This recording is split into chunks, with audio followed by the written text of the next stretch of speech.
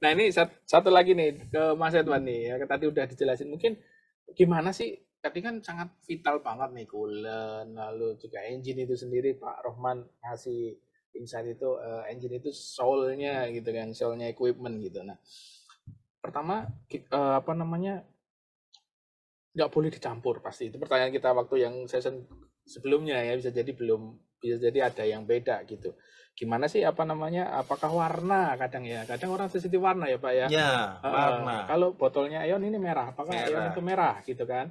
Nah, mungkin nanti jelasin lalu sebenarnya gimana sih cara supaya kita tetap maintain coolant ini juga dalam performa yang terbaik gitu ya kalau nggak salah ada beberapa treatment tuh yang kemarin dijelasin waktu kita unboxing gitu kan ya. Silakan nih Mas Edwan nih. Oke, makasih Pak Tommy. Jadi kita tadi sudah diskusi, kita semua sepakat ya, kalau kalau cooling system itu penting banget untuk kita Ya, jaga betul, ya. betul. Karena itu nyawanya dari sebuah engine Betul, gitu. betul, betul. Nah, yang pertama di sini adalah kita harus tahu dulu Pak, coolant itu ada standarnya. Sama seperti juga oli gitu kan. Nah, standar ini itu sudah tertera di manual book. Seperti itu. Nah, umumnya terbagi ada dua. Ada yang standar ASTM 6210, ini untuk yang for heavy duty vehicle. Dan yang kedua itu adalah ASTM 3306. Ini adalah standarisasi untuk light duty vehicle. Yang pertama kita harus tentukan dulu sesuai dengan arahan dari manual book. Oke. Next. Nah, goalnya standarisasi ini adalah kita memastikan performa optimal sesuai yang sudah didesain oleh engine manufacturer dari pabrikan. Next. Nah, dari coolant tadi pun itu pun terbagi lagi, Pak. Ada yang 3306 tadi itu ada kadar minimum glikolnya 15%. Dan juga ada yang ASTM 6210 next itu standar glikolnya adalah 40%, Pak. Nah, tadi yang pertama masalah air nih Pak ya. Air aja tadi apa namanya bisa dimasukkan atau tidak. Air memang untuk heat transfer itu paling bagus Pak. Tapi air itu tidak cukup untuk mencegah terjadinya korosi, menghambat laju korosi dan juga apa namanya menjaga supaya scale ini tidak terjadi dan juga ada glikol. Nah, glikol ini juga terkait kavitasi sebetulnya.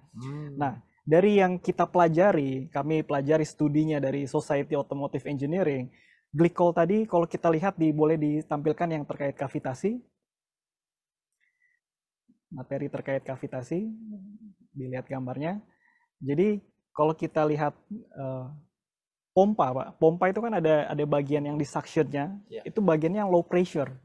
Lalu di bagian luar di impeller paling atas itu adalah high pressure. Begitu. Nah, kalau coolant-nya dalam kondisi coolant-nya tidak standar, ketika dia masuk ke inlet yang bagian section, itu kan low pressure. Artinya dia akan ada berubah fasa di situ. Timbullah bubble. Nah, bubble tadi masuk, dia akan pergi ke bagian high pressure di bagian atas dari impeller. Di bagian bubble high pressure itulah bubble itu pecah. Nah, ketika bubble itu pecah, itu memiliki energi kinematik yang khusus cukup untuk menghancurkan metal tadi korelasinya terkait kavitasi. Jadi memang kita nih perlu tahu dulu nih standarisasi coolant-nya apa yang mau yang dipakai itu apa, alatnya apa. Acuannya kita tetap ke manual book, Pak. Terus lalu yang kedua terkait warna ya. Warna, betul. Kan warna itu banyak sekali ya Pak Tommy ya. Merah, kuning, hijau. Hampir semua nih. Di langit yang biru ya Pak. Yang nggak ada pelangi. Pelangi. Sebenarnya untuk warna itu adalah sebagai pembeda Pak dengan chemical lainnya. Gitu. Dia bukan jadi acuan standarisasi untuk radiator coolant. Seperti itu. Standar radiator coolant adalah tadi ASTM 6210 dan ASTM 3306 yang kita dapatkan dari manual book. Seperti itu. Dan juga untuk maintain ya, untuk maintain itu sebetulnya kita harus lakukan pengujian secara rutin sih Pak, sama seperti oli lubrikan. Nah, parameternya itu tadi bisa ditampilkan untuk parameter pengujian coolant. Itu ada banyak Pak. Pertama tadi FE ya, tadi FE yang tadi disampaikan Pak Yani itu kan perlu di-maintain supaya jumlahnya itu tidak besar. Kenapa? Karena kalau kandungan FE ini tinggi, ini artinya sistem ini sudah sangat korosi, Pak. Seperti itu.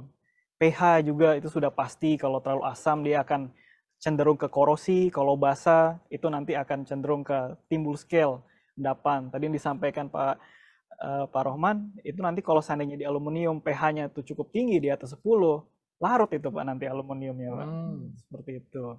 Dan juga yang paling penting juga corrosion inhibitor Pak. Corrosion inhibitor ini perlu kita maintain. Kita jaga di dalam sistem supaya dia tidak kurang. Karena tugasnya kan untuk mencegah pertumbuhan korosi Pak. Seperti itu.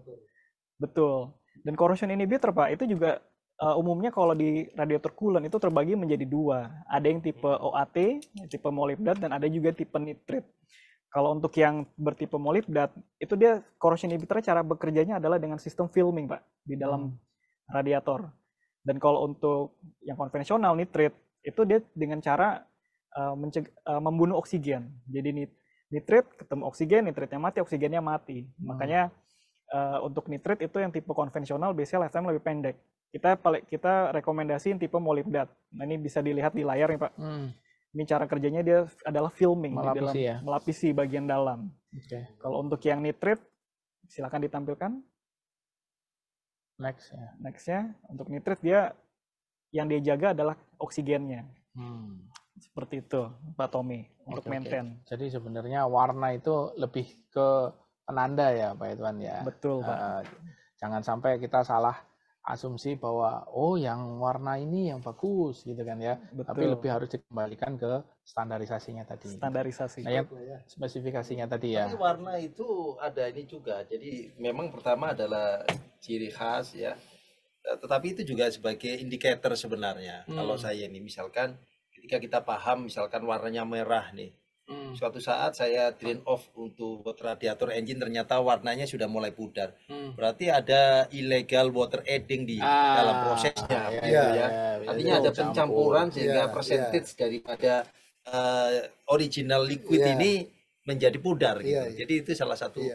Itu memang ada standarnya juga itu. Ketika kehilangan tadi coolant katakanlah sudah mempunyai usia tertentu, kemudian ada penambahan air, itu memang ada standarnya. Berapa sih penambahannya sampai berapa? Coolant itu kalau misalnya kita bicara terkait masalah umur ya, kalau di-maintain dengan baik itu bisa sampai 16.000. 16.000 AM. Coolantnya ya Pak ya. Kalau di-maintain dengan baik dan kondisi yang masih standar seperti itu, jadi umur engine bisa bertahan lama. Ngomong-ngomong masalah coolant ini, si studio kita jadi dingin. Apakah dikasih coolant ini? Ketika tadi sudah mulai ini ya. Nah, tapi saya yakin ini diskusinya menarik ini, biar supaya nggak cuman kita aja yang ngobrol nih. Kita minta partisipasi nih teman-teman nih. Sepertinya sudah ada yang ngasih pertanyaan ya. Ada nggak? Mungkin ditampilkan dulu layarnya, barangkali ada yang sudah berikan pertanyaan. Jadi beberapa rahasia-rahasia ini udah terbongkar nih ya. Kalau yang sempat saya catat pertama tadi coolant itu medianya air gitu ya. Coolant itu cairan gitu. Jangan diisi juga kapas di situ, nggak boleh ya kan, karena mesti nyangkut. Lalu di cairan pun juga nggak asal cair ya. Tapi memang ada kandungannya gitu. Memang air itu cairan yang paling tadi apa namanya pendingin gitu ya. Tapi di situ kan nggak cuman perlu pendinginan, tapi juga perlu pencegahan, filming, macam-macam gitu kan ya.